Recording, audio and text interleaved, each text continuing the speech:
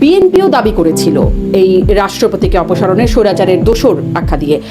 তারপরে আপনিও ছিলেন, আপনিও বলেছেন এই রাষ্ট্রপতির পদত্যাগের বিষয়ে, কিন্তু তারপরে যখন ছাত্ররা আলটিমেটাম দিল, বঙ্গভবন ঘেরাও করলো, তখন 23শে অক্টোবর প্রধান উপদেষ্টার সাথে বিএনপির সাক্ষাৎ হলো এবং তারপর বিএনপি বলল যে সাংবিধানিক সংকট এবং নির্বাচন দেরিতে, এই দুটি এই মুহূর্তে যদি রাষ্ট্রপতিকে অপসারণ করা হয় তাহলে সাংবিধানিক সংকট হতে পারে এবং নির্বাচনে বিলম্ব হতে পারে। আপনার কাছে একটু বুঝতে চাই যে আসলে ইউটার্নের কারণটা একটু স্পষ্ট হতে চাই। কেমন সাংবিধানিক সংকটের কথা আসলে আপনারা বলছেন? সংবিধানই তো কেউ তোয়াক্কা করছে না, তাহলে আসলে কেমন সাংবিধানিক সংকটের কথা আপনারা বলছেন? ধন্যবাদ পালস অফ পলিটিক্সে আমাকে সংযুক্ত করার জন্য, এবং শারমিন চৌধুরী আপনাকেও ধন্যবাদ। আপনি আমাদের সঙ্গে অনেক এই ধরনের আয়োজন অনুষ্ঠান আপনি করেছেন টেলিভিশন চ্যানেলে।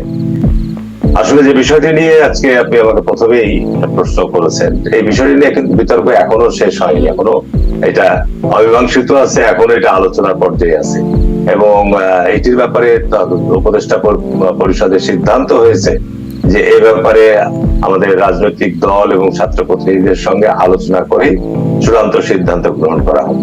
বিএনপি এই ক্ষেত্রে কোনো ইউটার্ন বা বিএনপি এই ক্ষেত্রে এখান থেকে সরে যাওয়ার কোনো সুযোগ নাই। কারণ বিএনপি সবসময় চিন্তা করছে যে এই ক্ষেত্রে সাংবিধানিক কোনো শূন্যতা বা এটা নিয়ে কোনো জটিলতা তৈরি হবে কিনা, বা এটা নিয়ে কোনো অনাকাঙ্ক্ষিত নতুন করে কোনো পরিস্থিতির উদ্ভব হবে কিনা, এই বিষয়গুলো বিএনপিকে ভাবাচ্ছে। যে কারণে বিএনপি এটা নিয়ে আলাপ আলোচনার প্রস্তাব দিয়েছে, এমনকি প্রয়োজনে দরকার হলে সুপ্রিম কোর্টের কাছ থেকেও মতামত নেওয়া যেতে পারে। জি, মানে এই বিষয়গুলো বুঝতে চাই যে সাংবিধানিক সংকট কেন তৈরি হবে মনে হচ্ছে, কি হবে যে সাংবিধানিক, এখন তো পুরোটা সময় সাংবিধানিক সংকটের মধ্য দিয়েই যাচ্ছে জনাব হারুনুর রশিদ, বা নির্বাচন বিলম্বিত হবে, কেন সেই আশঙ্কা তৈরি করছেন? কি হতে পারে অনাকাঙ্ক্ষিত পরিস্থিতি? মানে 25 তারিখে বিএনপির সাংবিধানিক সংকটের বিষয়টি যদিও বর্তমান সরকার সাংবিধানিক ভাবে যে সংবিধান অনুযায়ী সরকার গঠিত হয়েছে, তবে যেহেতু এই সরকার সংবিধানের প্রতি শপথ নিয়েই রাষ্ট্রপতির কাছেই শপথ গ্রহণ করেছে যে সংবিধানকে তারা সমুন্নত রাখবে। অন্যান্য সময়ের প্রেক্ষাপট আর গত 5ই আগস্টের প্রেক্ষাপটটা সম্পূর্ণ ভিন্ন। অতীতে জরুরি অবস্থা এসছে, সামরিক আইন এসছে, সে সময় কিন্তু সংবিধান স্থগিত হয়ে গেছে, কিন্তু এখন কিন্তু সংবিধানের মৌলিক যে অংশগুলো সেগুলোকে কিন্তু সচল রেখেই এই সরকারকে তাদের কার্যক্রম পরিচালনা করতে হচ্ছে। এই বিষয়গুলো আমার মনে হয় আইনি ব্যাখ্যারও প্রয়োজন আছে, দীর্ঘ আলাপ আলোচনার প্রয়োজন আছে। যে কারণে ইতিমধ্যে একটা সিদ্ধান্ত হয়েছে। আমি মনে করি যে এটা নিয়ে আমাদের মধ্যে নতুন করে বিতর্ক তৈরি না করে আমরা অপেক্ষা করি যে এই ব্যাপারে উপদেষ্টা পরিষদের রাজনৈতিক দল সমূহ চূড়ান্ত ভাবে আলোচনা করে কি সিদ্ধান্ত গ্রহণ করে। জি, বঙ্গভবন ঘেরাও করার পর ছাত্ররা আলটিমেটামও দিয়ে দিয়েছিল যে 2 দিনের মধ্যে, সেই 2 দিন অবশ্য চলে গেছে, বৃহস্পতিবারের মধ্যে একটা আলটিমেটাম দিয়েছিল। 2 জন উপদেষ্টা প্রধান বিচারপতিকে প্রস্তাবও করেছিলেন যে প্রধান উপদেষ্টা রাষ্ট্রপতির পদে আসীন হবার জন্য তিনি সেই প্রস্তাবকে প্রত্যাখ্যান করেছেন। সব একরকম হয়ে গিয়েছিল, পরে বিএনপির আপত্তিতেই সেটি সেই সময় স্থগিত হয়ে যায় বলেই দেখা যায়। একটা জিনিস আপনাকে ভাব বুঝতে হবে যে 5ই আগস্টে দেশের ছাত্র জনতার গণঅভ্যুত্থানের মধ্য দিয়ে এই সরকার প্রতিষ্ঠিত হয়েছে। এই সরকার কিন্তু কোনো নির্বাচিত সরকার নয়। এই সরকারকে ভাবতে হবে, এই সরকারকে চিন্তা করতে হবে যে এইখানে জনস্বার্থ, জনগণের যে আকাঙ্ক্ষা সেইটি যেন আপনার ধূলিসাৎ না হয়, নষ্ট না হয়, সেই দিকটা কিন্তু সরকারকে লক্ষ্য রাখতে হবে। এখানে আপনার একটা অংশ ছাত্র সমাজের কিছু প্রতিনিধি ব্যক্তিরা এটা নিয়ে বিক্ষোভ করলো, ঘেরাও করলো, দাবি দেওয়া তুললো। পাশাপাশি এখানে যে সবচেয়ে বেশি যে অংশগ্রহণ ছিল জনতার নেতৃত্ব দেয় দেশের রাজনৈতিক দল সমূহ। সুতরাং রাজনৈতিক দল সমূহের সঙ্গে আলাপ আলোচনার অবশ্যই প্রয়োজন আছে। সেই ক্ষেত্রে বিএনপি ইউটার্ন না বা বিএনপি ক্ষেত্রে সরে যায়নি, বিএনপি এই ক্ষেত্রে আলাপ আলোচনার প্রস্তাব দিয়েছে। আমি মনে করি যে উপদেষ্টা পরিষদ অতি সত্বর এই বিষয়টি নিয়ে আলোচনা করে নিষ্পত্তি করবে। জি, আলাপ আলোচনা করবে, কিন্তু বিএনপির অবস্থান কি? বিএনপি তো এটি স্পষ্ট করছে যে এই মুহূর্তে রাষ্ট্রপতিকে সরানোর পক্ষে বিএনপি নয়।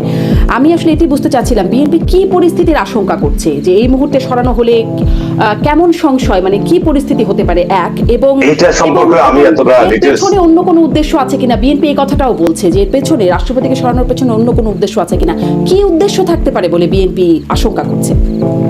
বাংলাদেশে তো আপনি নিশ্চয়ই অবগত আছেন যে বাংলাদেশে জেনারেল এরশাদ আপনার ক্ষমতা দখল করার পর নিজেই রাজনৈতিক দল গঠন করেছে এবং দীর্ঘ 9 বছর তাকে সরানোর জন্য আবার ছাত্র জনতার বিক্ষোভের মধ্য দিয়ে তাকে সরাতে হয়েছে।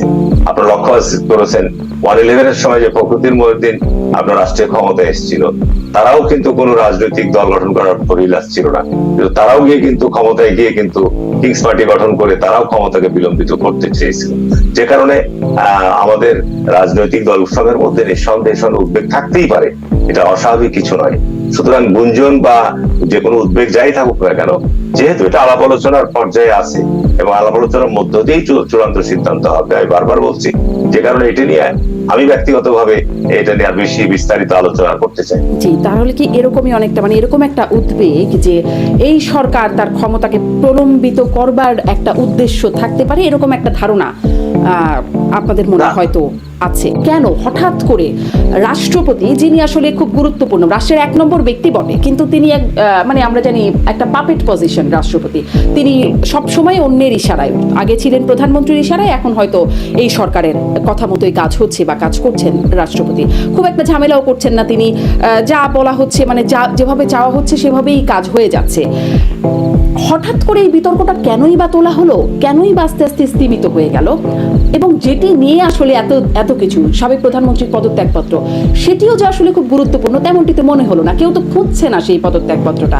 যদি এতটাই গুরুত্বপূর্ণ হতো, তাহলে আপনার কি মনে হয় কেন এই বিতর্কটা তোলা হলো, কেন আস্তে আস্তে একটু স্তীমিত হয়ে গেল? না, বিষয়টা আপনাকে চিন্তা করতে হবে যে 5ই আগস্ট কিন্তু স্বাভাবিক পরিস্থিতি ছিল না, এবং 5ই আগস্ট আপনার যে ঘটনার উদ্ভব হয়েছিল, সেই সময় যদি আর কিছুক্ষণ বিলম্বিত হতো, সাবেক প্রধানমন্ত্রী শেখ হাসিনা গণভবন থেকে যেভাবে বিদায় হয়েছে, সেখানে তিনি আর কিছুক্ষণ অবস্থান করলে হয়তো ওনাকে আর জীবিত তো খুঁজে পাওয়া যেতেই না, ওনার মৃত্যুর কি প্রক্রিয়া হতো, কিভাবে হতো, সেটা আল্লাহ পাক জানে। সুতরাং আপনার ওই সময়ের যে ঘটনা প্রবাহ, ওই সময়ের যে ঘটনা বলি, সুতরাং সাংবিধানিক যে ধারাবাহিকতা অনুযায়ী যেভাবে প্রধানমন্ত্রী পদত্যাগ করার কথা বা প্রধানমন্ত্রী পদত্যাগ করে থাকেন অন্যান্য অতীতে যেভাবে করেছে, তার সাথে কিন্তু আপনার 5ই আগস্টের ঘটনা ধারাবাহিকতাকে মিলাতে পারবেন। সুতরাং রাষ্ট্রপতি একদিক থেকে যে কথাটি বলেছেন আমাদের সিনিয়র সাংবাদিক প্রশ্ন উত্তরে, সেটি কিন্তু আমি একদিক দিয়ে বলবো অসত্য বলেন নাই, কারণ আমরাও কিন্তু এখনো স্পষ্ট যে আসলে প্রধানমন্ত্রী কি, সাবেক প্রধানমন্ত্রী কি আপনার ওই আনুষ্ঠানিকতা ভাবে কোন পদত্যাগপত্র দিতে পেরেছিলেন কিনা, সেই সুযোগ বা সেই সময় বা সেই পরিবেশ ছিল কিনা, এই বিষয়গুলি যে কারণেই কিন্তু পরবর্তীতে বঙ্গভবন থেকে মাননীয় রাষ্ট্রপতি কিন্তু একটা বিজ্ঞপ্তি উনি দিয়েছেন। বিজ্ঞপ্তিতে আমাদের পরিষ্কার করে দিয়েছেন যে মীমাংসিত ইস্যু নিয়ে আর এই বিষয়ে বেশি কথা বলার কোনো সুযোগ আছে বলে আমি মনে করি না।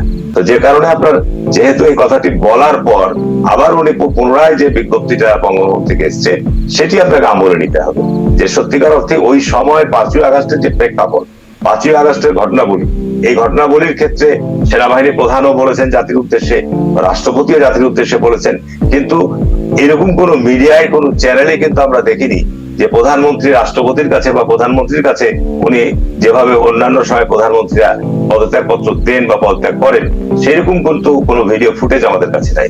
সুতরাং একদিক থেকে বিষয়গুলো কিন্তু ওই সময়ের প্রেক্ষাপটের আলোকে আপনি যদি সংবিধানের ওই সমস্ত বিষয়গুলো মিলাতে যান, তাহলে কিন্তু আপনি মিলাতে পারবেন না। সুতরাং এই বিষয় নিয়ে আমার মনে হয় যে বিতর্ক করার প্রয়োজন নাই। তবে এটি সত্য যে রাষ্ট্রপতি, উনি মহান রাষ্ট্রপতি, তিনি সাবেক প্রধানমন্ত্রী কর্তৃক নিয়োগপ্রাপ্ত, সাবেক সংসদপতি নিয়োগপ্রাপ্ত, এবং সে একজন আওয়ামী লীগের দোসর, তাতে কোনো সন্দেহ নাই।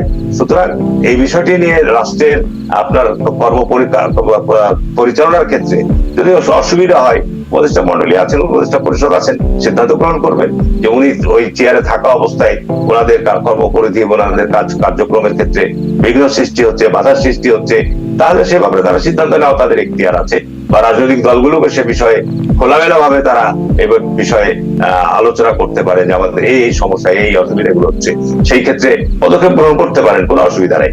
এটি আপনার একদিকে যেমন বিপ্লবের মধ্য দিয়ে সরকার এসছে, গণঅভ্যুত্থানের মধ্য দিয়ে সরকার এসছে, কিন্তু ওই সময় কিন্তু সত্যিকার অর্থেই যে ছাত্র জনতার আন্দোলন বিক্ষোভ হয়েছে, এই ক্ষেত্রে একক কোনো নেতা বা একক কোনো দলের কোনো কৃতিত্ব এখানে করার কোনো সুযোগ নাই। জি।